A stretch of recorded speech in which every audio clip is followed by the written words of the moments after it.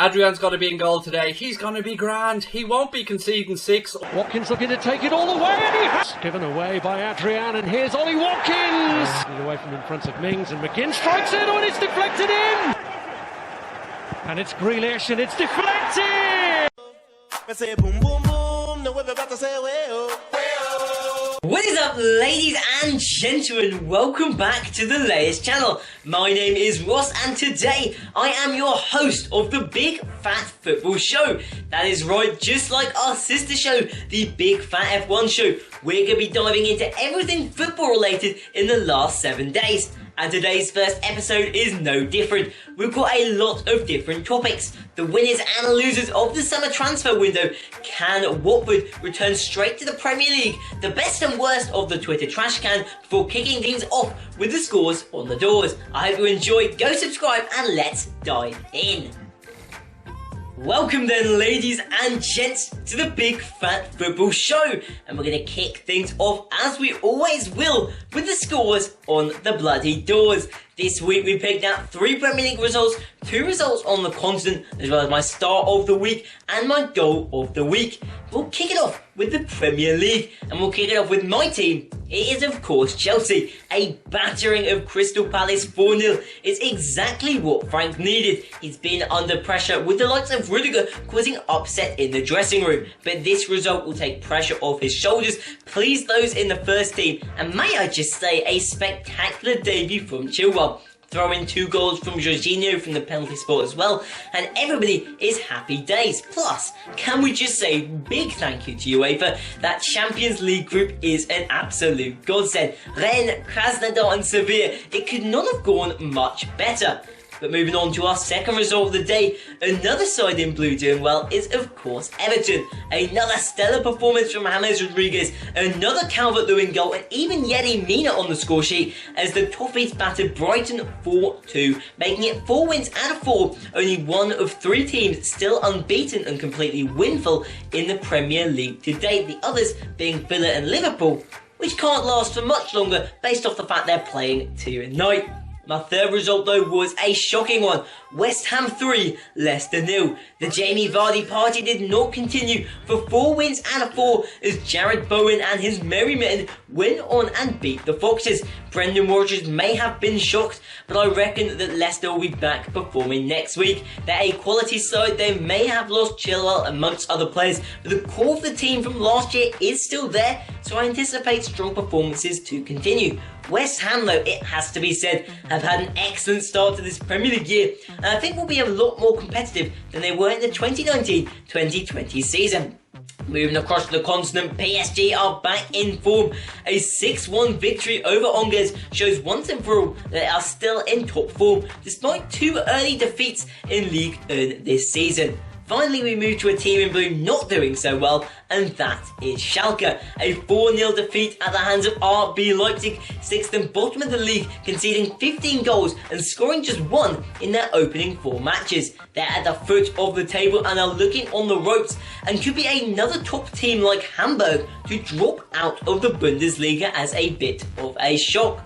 But moving on from the scores, it's time to talk about Stars of the Week and Goal of the Week. My Star of the Week has to be James Rodriguez. Another rocking performance. He did a brilliant job across the pitch for Everton. Yes, the likes of Doucouré, Calvert-Lewin are important, but this is the man pulling the strings and proving he's back in that 2014 World Cup winning, he didn't win the World Cup, World Cup form. My goal of the day is going to go to their opponent, Brighton.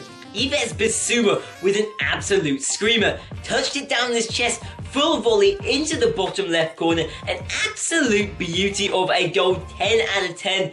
Oriol Romeo does deserve a quick shout out though for his smash and grab goal from outside the box against Fulham, but to be honest, I like the control and precision of Bissouma's goal just a little bit more.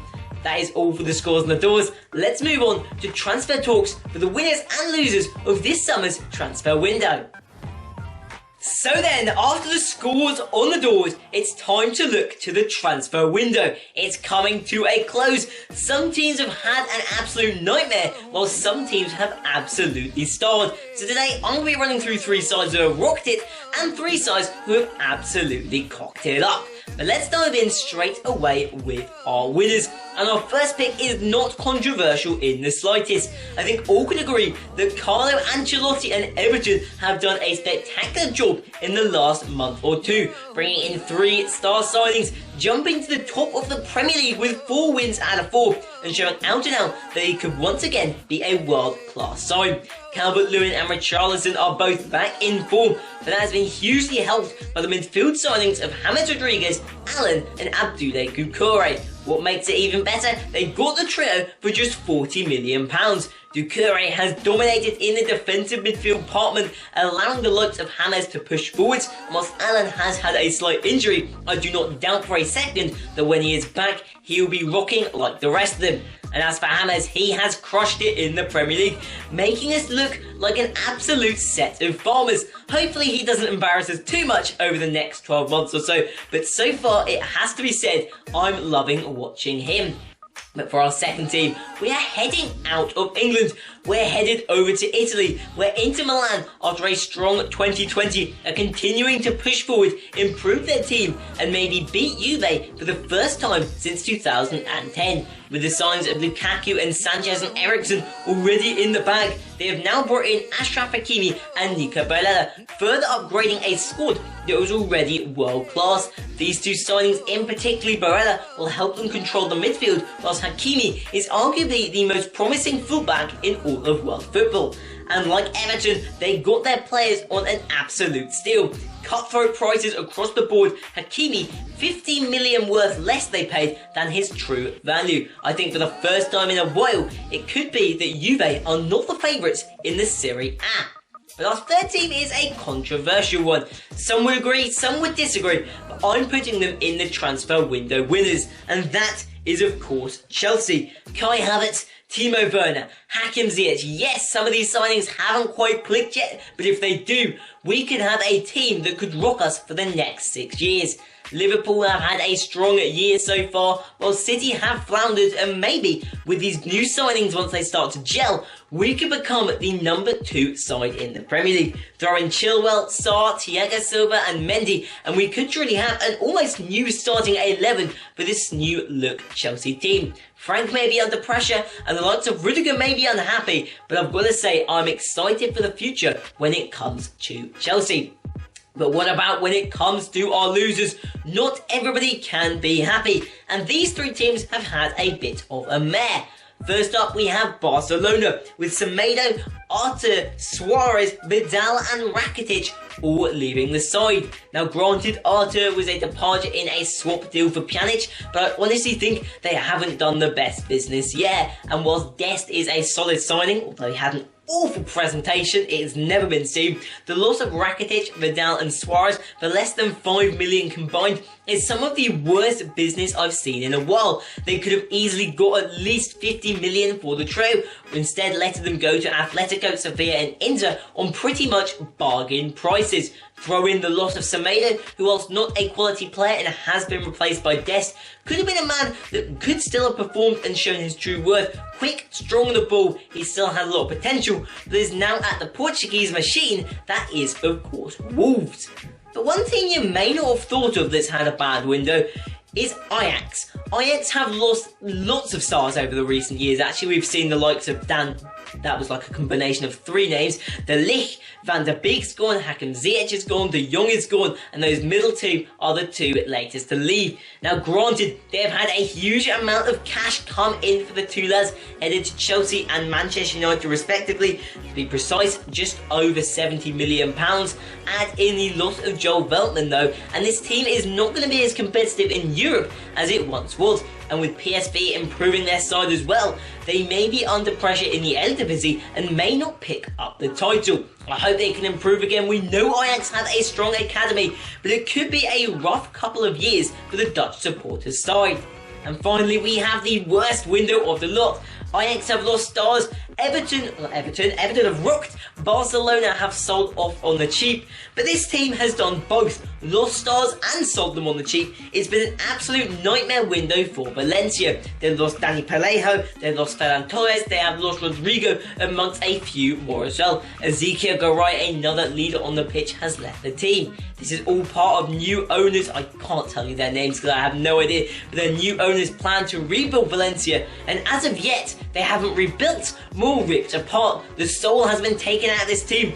Dani Parejo did an on-the-line Zoom departure. The club captain and legend headed to their rivals Villarreal. I've never seen a window as disastrous as Valencia's. They got nothing for Ferran Torres when they could have got 40 to 50 million, instead getting just 20. And yes, Rodrigo may prove to be a shrewd bit of business as he only scored 4 goals. They are now left with less attacking options up front and really could become a midfield team in this year's La Liga.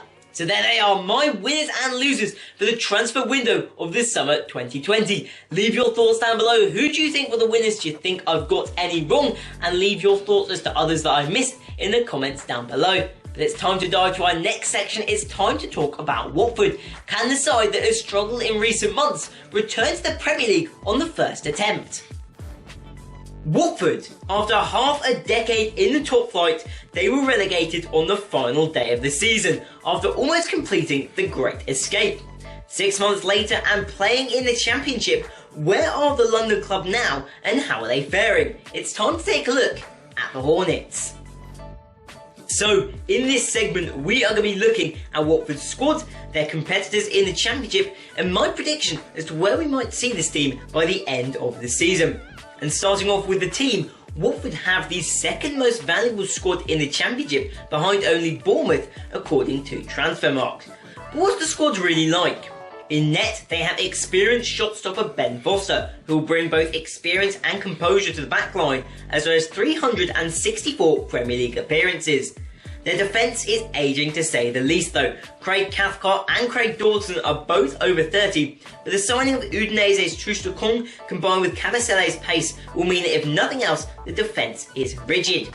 The further you move forward though, the better it gets. A midfield quartet of Will Hughes, Etienne Capoue, Tom Cleverley and Loney James Garner gives them plenty of depth to arguably have the best midfield duo or trio in the league. It will be particularly important that Capoue and Garner can fill the Doucouré-shaped hole that has been left after his departure to Everton.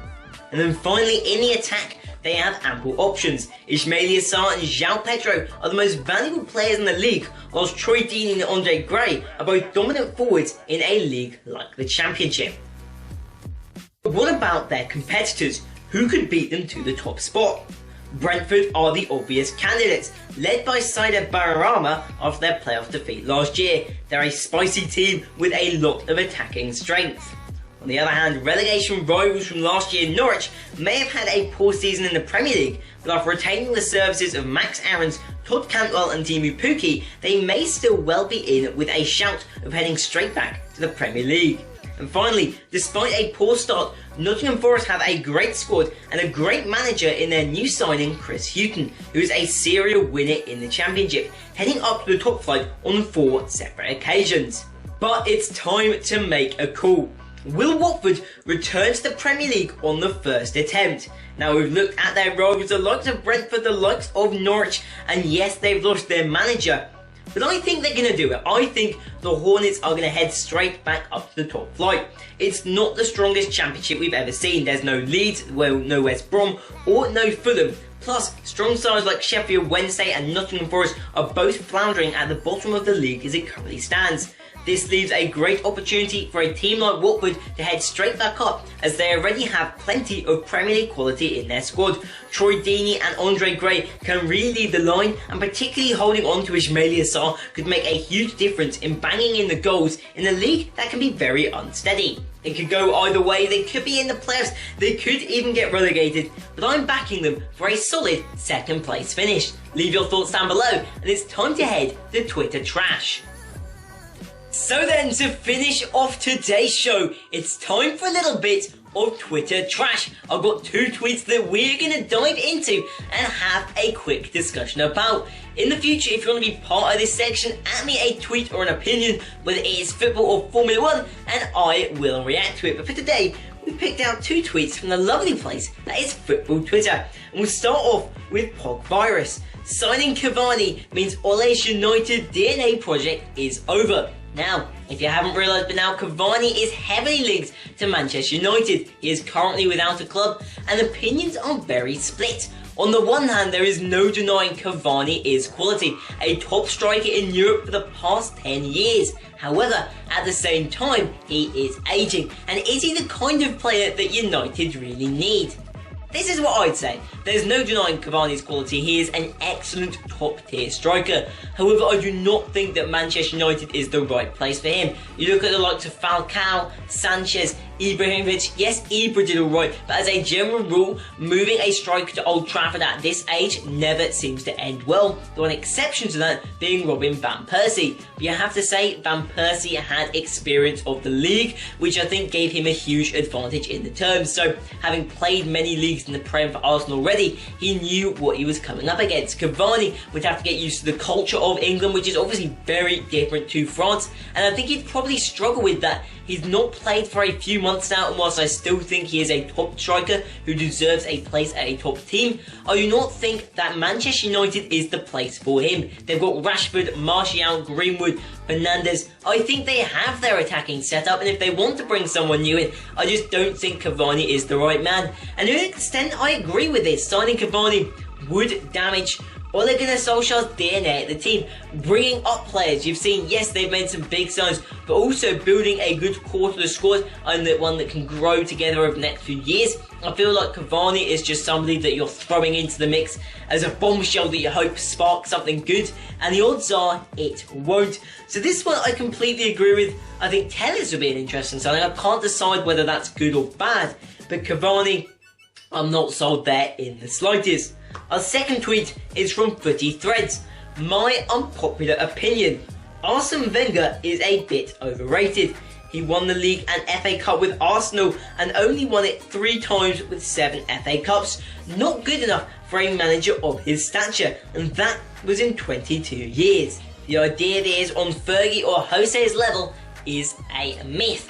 This one is going in the trash can. I disagree with this. I think Wenger, whether he is on Fergie's level, I don't know, because Ferguson is almost on his own level, some would say, and I would agree with that as the greatest Premier League manager in history, but he is definitely on the same level as Klopp, Mourinho, Guardiola. On that second tier, everybody that would be the top tier if it weren't for Ferguson. So I agree he's not as good as Ferguson, but a lot of criticism going on here, and I think unfairly so. What you have to understand, the big reason that Arsenal fell apart, and Wenger has since said this, is that in 2006, when they moved away from Highbury to the Emirates Stadium, that cost a lot of money, and that money came out of their transfer pot, forcing them to sell their stars, and they never quite recovered, and they've never had the same budget since as other big teams. I don't know whether they're still paying for the Emirates or not, but they are in a rebuilding process. The likes of Aubameyang and Pepe are good.